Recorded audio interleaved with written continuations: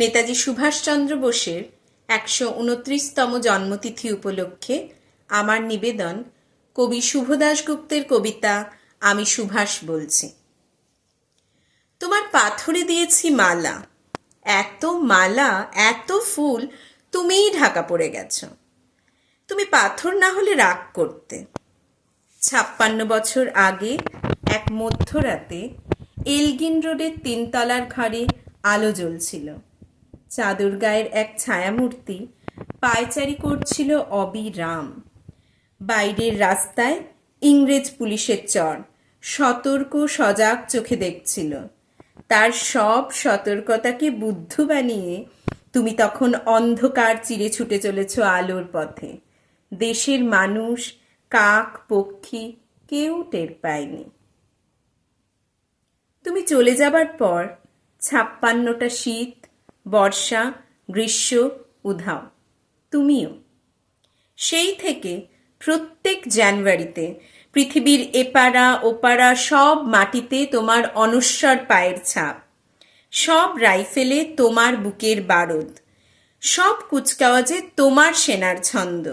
পরশ পাথরের মতন স্বাধীনতাকে খুঁজেছে তোমার অন্তরে লুকিয়ে থাকা খ্যাপা।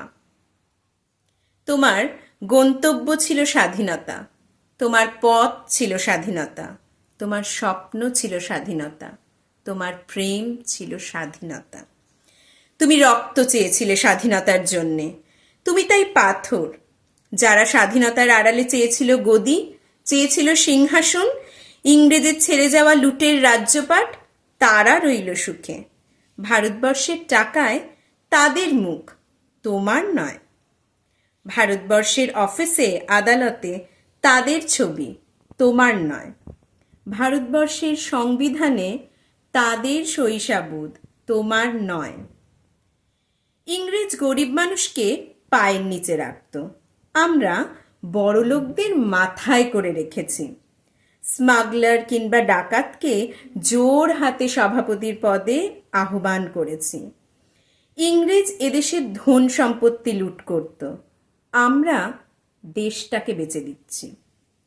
ইংরেজ দিয়েছে চাবুক, লাঠি, গুলি, আমরা দিয়েছি মাস্তান, মাফিয়া, নেতা আর বুলি।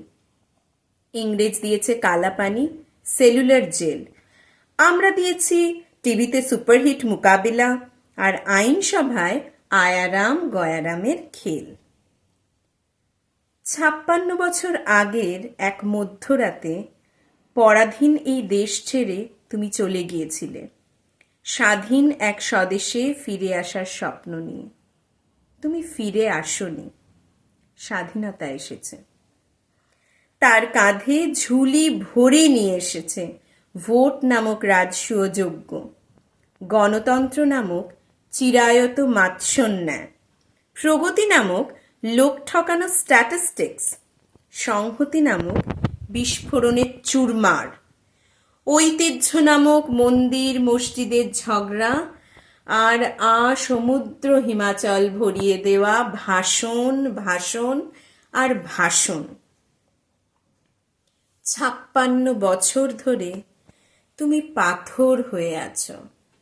৫৬ বছর ধরে ভারতবর্ষ অধীর অপেক্ষায় কান পেতে আছে ইথার তরঙ্গে কবে হঠাৎ শোনা যাবে স্বাধীনতার নিজস্ব কণ্ঠস্বর, আমি সুভাষ বলছি। নমস্কার।